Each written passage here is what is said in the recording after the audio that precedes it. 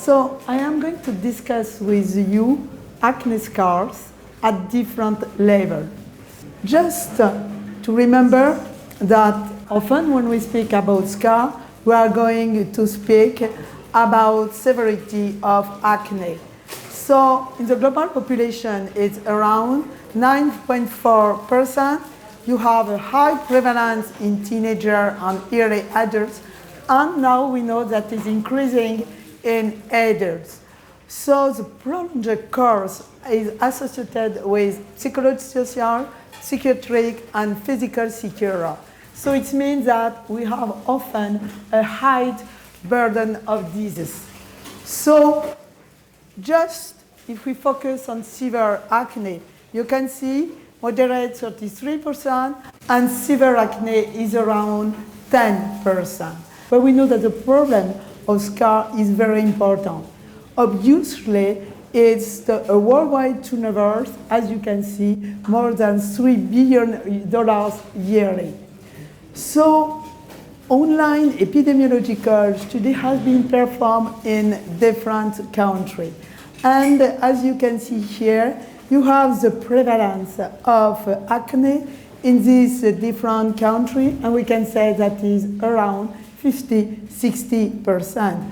Two main factors, very important when we decide to treat patients, that we have to take in charge is the family history. So it's definitively associated with the severity of acne, and a new factor, which is the body mass. You have to take in account the body mass when you decide to treat a patient.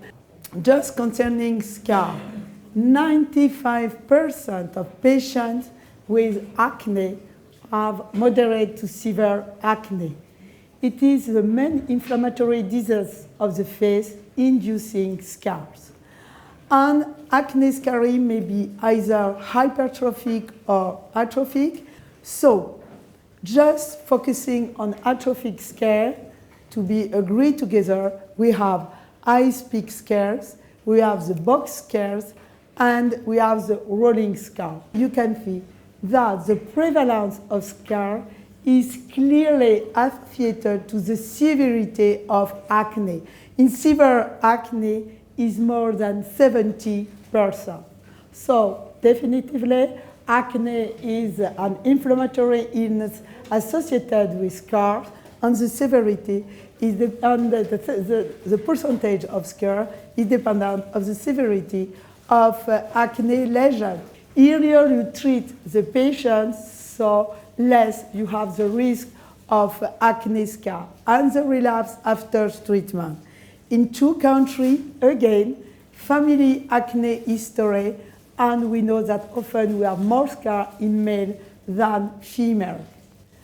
So the perception is very interesting, this perception of acne scar by the patient himself. So we perform an online survey on a huge number of patients, and they were asked about their impression on the same face with or without acne. And as you can see here, it's very interesting. When you have acne scar, so 12% describe the person as shy, 20% when you have a scar. So 34% think the person is good at sport.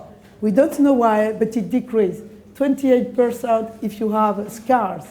So 20% think that the person is stressed, and here you have 31%. So it means that the scars influence the perception of the persons in the society, and that's very, very important information for our patients. Concerning the pathophysiology of acne. So first steps, we have inflammation, and that is the most important, where we have to work. Inflammation, it means that you have activation of innate immunity with the production of inflammatory cytokine as interleukin-2, TNF-alpha, but also the infiltration with neutrophil, macrophage, and platelets.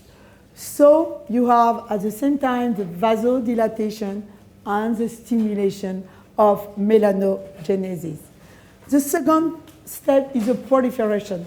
It's more difficult to work as the second step, where you have the activation of myofibroblasts, you have the proliferation of fibroblasts, angiogenesis, and the migration and proliferation of keratinocytes, but more difficult to work.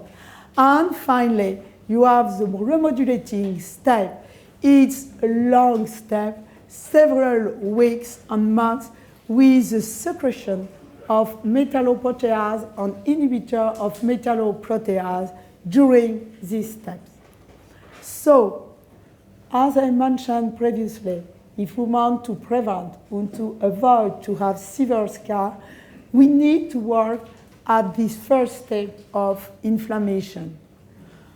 Why? Because it's here that you have the innate immunity, and you have two main actors.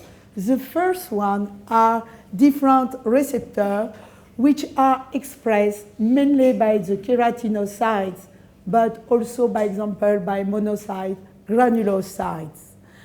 And concerning acne, so very important are the toll-like receptors. So you can see you have toll-like receptor, protease-activated receptor. It is the two main receptors implicated in acne, and also the NRR and RRR virus receptor. The second one are the antimicrobial peptide. It's an antibiotic-like substance which is produced by the keratinocyte, and they help to modulate the inflammation. If you have any abnormalities of the innate immunity, you will have inflammation. Just to illustrate, Cutibacterium acnes is able to link through some protein of its wall to one of these receptors, specifically toll-like and PPR and PAR receptor, and that you will induce the secretion of inflammatory cytokine by the keratinocytes. It means that you have the first step of the development of the scar with inflammation. And just to illustrate how works Cutibacterium acnes, not only is able to induce interleukin-1 by the keratinocytes, but also, as you can see here, by the monocyte, mainly interleukin-1b. It's also able to induce the secretion of interleukin-17, and as you can see here, if you perform biopsy in normal skin or different lesional skin, you can see that you have a significant increase of interleukin-17. Now we know that the sebocyte itself, and the problem is that the sebocyte is deeply in the dermis, is able to recruit T cells and to differentiate them in Th17 cells, producing interleukin-17. And one of the problems, it means that the inflammation will be deep in the dermis. We perform biopsy in normal skin and papule skin of patients without and with atrophic scar, not prone to scar acne patient and prone to scar acne patient. And we try to determine if the profile of the innate immunity was the same if you don't develop scar or if you develop scars. So you can see toll-like receptor 2, interleukin-2, and interleukin-10. So the profile is clearly different in normal skin, as you can see here, and so prone and non-prone acne patient. Here you have just the papule, and at the upper part you have the normal skin. In gray you have patient without any scar, and in black patient with scar. And you can see that the profile is different, and you have an upregulation of the different marker of the innate immunity, specifically interleukin-2 and interleukin-10. In the same manner, it's exactly the same thing concerning the metalloprotease and the inhibitor of metalloprotease. So you can see that you have exactly the difference. You have a down regulation of metalloprotease 9 and upregulation of the inhibitor of metalloprotease. Different profile. And for us, it was completely new to think that even in normal skin, so performing a biopsy, we are able to determine if the patient is going to develop or not scar. So, just to summarize, we have acne lesions. When you have an acne lesion, we start with CD4 T lymphocytes around the pilosebaceous follicle for developing scar. So it's increased interleukin-2, activation of CD4 T lymphocytes. As you increase interleukin-10, you are induced a chronic inflammation. And so the different ratio between TIM2 and metalloprotease 9 play a role in the development of scar. So now if we move to the treatment, I am going to give to you an overview of all the different treatments that we have in acne scar and to show how we have so many treatments. But unfortunately, they are always partial, and you know very well that we are obliged to combine them. So you have chemical peel. You can also have with a cross technique with TCA. We have lifting procedure with subcision. We also can use fillers. We also have excisional techniques with sponge excisions. And we obviously have fractional laser. We also have non-ablative or ablative fractional laser. And finally, when you have ablative fractional laser, non-ablative fractional laser, you can see the difference between them concerning the sclerosis, collagenesis, the age, and the final result. And here, thus, dermabrasion, microneedles. So, how was our facet, which is global evaluation? For that, first, we define, so in a global manner, if you have no scar, atrophic scar, mild, easily recognizable, severe, multiple, small and large atrophic scar. Same manner to work than for acne lesion. The second thing, we determine the percentage of surface with scars. And finally, as we remarked that the correlation between the raters was better if we have atrophic scar of 2 millimeters or more, we decided not to take in count only this type of scar between 2 millimeters and more than 4 millimeters. And it was what we named the facet, facial acne scar evaluation tool that now we use for clinical trial. Another important point is to determine the perception of the scar by the patient itself. It's why we developed an atrophic acne scar risk assessment tool.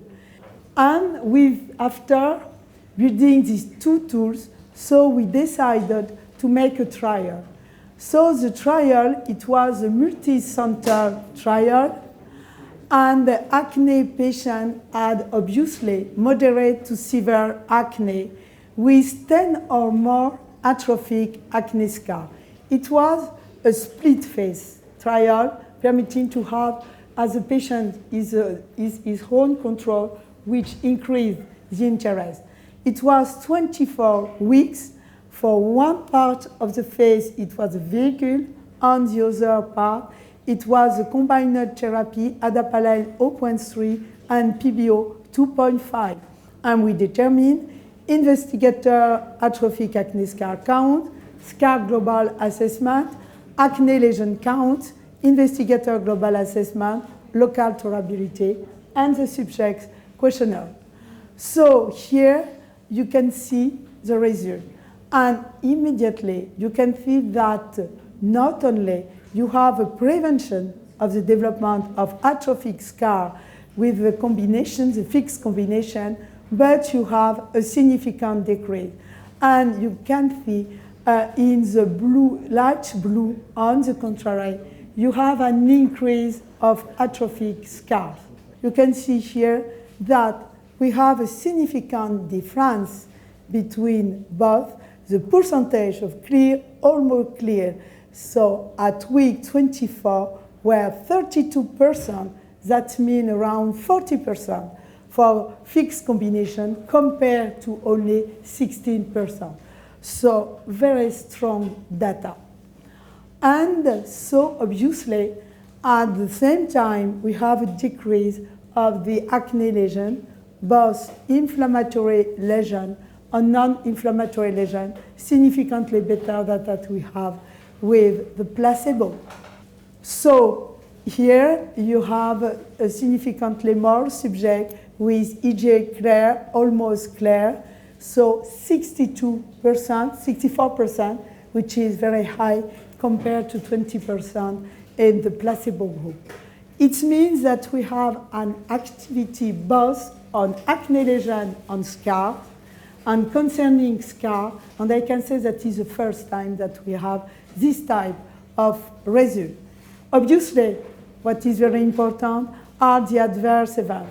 You can see that, so no more than 1 on the grading between 0 and 3, and you can see that they disappear after generally 4 weeks of treatment. But what is of particular interest? For the first time, we decided to continue the trial. And so we asked the patient if they were agree so to participate 24 weeks more to this trial. It means that we are able now to present to you 48 weeks of treatment. So here you can see that concerning the placebo now the patient are under the fixed combination, and you have exactly the same decrease that you have in the first part for the patient treated immediately by the combination. And concerning the combination, the good news is that you maintain your result. First 24 weeks of treatment led to a reduction in the number of scars. Additional 24 weeks prevents the occurrence of new scars. So, local tolerance, good news. After 48 weeks of treatment, we don't have an increase again of the adverse event. It remains low. So, the conclusion is that the first 24 weeks of treatment with combination reduce the number of atrophic acne scars.